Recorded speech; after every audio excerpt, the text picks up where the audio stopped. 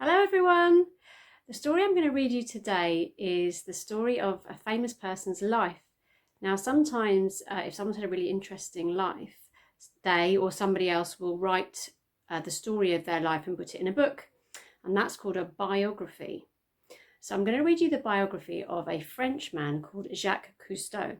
He's not alive anymore, but he died quite recently and he's had a very interesting life. If you're in A2 or A3 class, you'll want to use this story to help you with your English in your work pack for this term, for term 6. So it's called The Fantastic Undersea Life of Jacques Cousteau. Now there's lots of pictures in this book, so I'm going to read you the pages and then I'm going to show you the pictures in between. So bear with me. Okay, so Jacques Cousteau loved the sea. He spent his whole life exploring it. The ocean was the most incredible place he'd ever seen, and he wanted to share its beauty with the world. So this is the picture from the book. There he is, swimming in the sea. Growing up in France, little Jacques was a weak and sickly boy. Doctors encouraged him to swim to build up his strength. He discovered that he loved water.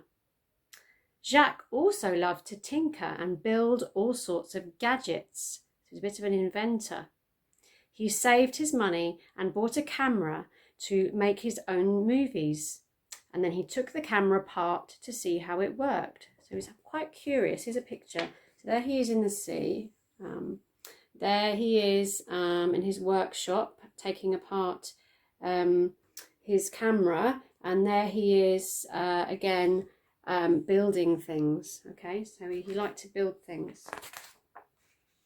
When he was a young man, Jacques was badly hurt in a car accident. Doctors told him he would have to wear braces on his arm for the rest of his life, but he refused to accept this.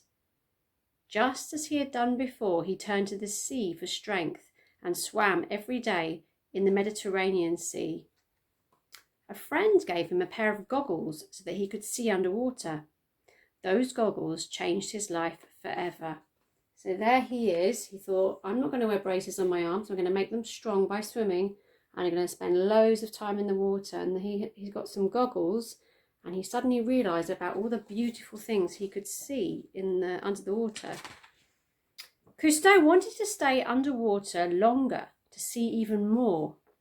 The diving suits of his day were heavy and bulky. I don't know if you've ever seen a picture of old diving suits, but they're made of metal and they're very, very heavy, and it would be very hard to swim in those. They didn't allow much freedom of movement, and the air hose tethered the diver to a boat. So what would happen is they'd wear this really heavy suit, and then they'd have a hose, a bit like a hose pipe, which would go from the diver up to the boat, so they couldn't move away from the boat to see lots of things. So Jacques thought, what am I going to do about this? And he set about tinkering, making snorkels from things like inner tubes and garden hoses. But they weren't good enough. Cousteau and his engineer friend, Émile Gagnon, created a breathing apparatus they called the Aqualung. It was the first machine that would let a diver breathe underwater for long periods of time. I expect you've all seen divers maybe on the telly that have a diving suit, and then they have this aqualung to help them breathe through their snorkel. Okay, they haven't always been around. This guy Jacques Cousteau invented those. All right. Now Cousteau was free to explore. The whole silent world under the sea opened up to him. So there he is under the sea. Cousteau wanted to share the amazing beauty of the sea with the world, so he created an airtight cover for his camera. He made lights to illuminate the sea's mysteries and found ways to film underwater. So what he did is, like, normally you couldn't put your camera underwater, could you? Because it would break, like your phone. So what he did is he created a cover so that he could take pictures when he was swimming under the water. It was very clever, wasn't it? And he also made some lights that he could shine underwater, so he could shine the light and then take a photo even in the darkness of something like a seahorse. Cousteau bought a boat and turned it into his very own floating research lab and film studio. He sailed his beloved Calypso all over the world. So there's the boat that he bought, and he was using it to help him do science and find out about the sea, and also to make his films in. So when he'd film things underwater, he could use the studio and the boat to make it into a proper film. Cousteau discovered many treasures in the Mediterranean Sea. So that's the sea that's around France and Italy, not that far away from us. And it was there that he shot The Silent World, the first full-length, full-colour underwater film ever made. It took the world by storm. Okay, so everybody loved Jacques Cousteau's first proper film about the Mediterranean Sea, as people didn't know what was in there. Cousteau's film gave people their first glimpse of the amazing universe under the waves. Everyone loved what they saw as much as Jacques did, and they also wanted to see more. So Cousteau set about showing them. He and his team created even better diving equipment and cameras. So he thought, I'm going to make the equipment that I've got even better. I'm going to make even better cameras and even better films so everyone can enjoy what I can see under the water. Cousteau's team invented the diving saucer, which could hold 2 people and descend 350 metres into the ocean. So you might have seen them on programmes like David Attenborough's nature ones. You can go down in like a mini submarine under the water called a little pod, and you can take pictures there, and so you're safe in there. Next came the sea flea, which held 1 person and could go down 500 metres. That's half a kilometre. That's amazing, isn't it? That far down under the sea. Cousteau was on a never-ending quest to go deeper and learn more. Cousteau explored the cold waters of Antarctica and found them teeming with penguins, humpback whales and squid. So he also went to places that were quite difficult to dive in though, because they were very, very cold, but he wanted a new challenge. Cousteau wanted to see if people could actually live underwater. He and his team built a series of underwater labs where people lived and worked for days and weeks at a time. Imagine living under the sea. But they found that people needed sunlight to live, and so Cousteau's dream of colonising the ocean was not to be. So he thought maybe we could create actual cities underwater and things, but it wasn't really realistic. Maybe it will be one day.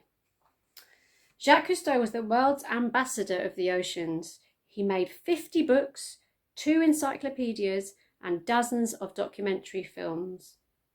His popular TV series, The Undersea World of Jacques Cousteau, brought whales, octopuses, otters and dolphins right into people's living rooms. Obviously, it didn't really come into the living rooms. That would be a bit mad, wouldn't it? But there we are. So he maybe was the father of all the nature films that we see, even before David Attenborough started doing that kind of thing. It's quite impressive, isn't it? While exploring off the coast of Australia, Cousteau and his crew saw coral reefs, kelp forests and sponge gardens. They came face to face with the leafy sea dragon. If you've never seen a leafy sea dragon, have a look on your phone or on your iPad or something, because they're like crazy seahorses and they've got lots of, it's almost like they're like little plants. They've got lots of feathery fins attached to them. They're really beautiful and interesting to look at. When diving in the waters near France, Cousteau and his crew found a sunken ship full of wine jars, over 2,200 years old wine. They tasted the wine. Didn't taste very nice at all, sadly. The fish off the coast of Africa were friendly and curious and did not swim away. Cousteau was the first human being they had ever seen. A big grouper adopted the crew while they were filming and mischievously knocked over lights and cameras. So that big fish there is called a grouper. So he also went to Africa. Cousteau and his team explored the world. But when they went back to the Mediterranean Sea, the one that's near Italy and France, Cousteau found it had changed. The seas were polluted. We know about that, don't we? The plastic and things. Plants and animals were dying, and so the ocean's ambassador became their most important defender. He started the Cousteau Society, which is committed to educating people about ocean life and protecting our seas from pollution. So he's one of the first people to try and stop the plastic in the oceans and the pollution, because he suddenly realised, he was one of the first to realise what was going on and how we were damaging the oceans. Jacques Cousteau loved the sea. He shared its beauty with the world so that everyone could love and cherish it too. So there he is, and there he is swimming in the sea. So I hope you've enjoyed this story. So it's a biography. It's the story of Jacques Cousteau's life. So maybe you might like to think about some lives that are interesting. Maybe you might want to talk to your grandparents, or you might want to have a look on the internet. Maybe you might like to write a story about, or a biography about Captain Tom, because he's been in the news a lot recently. He's lived a long and interesting life. So have a think, have a chat, and see what you come up with. See you later. Bye.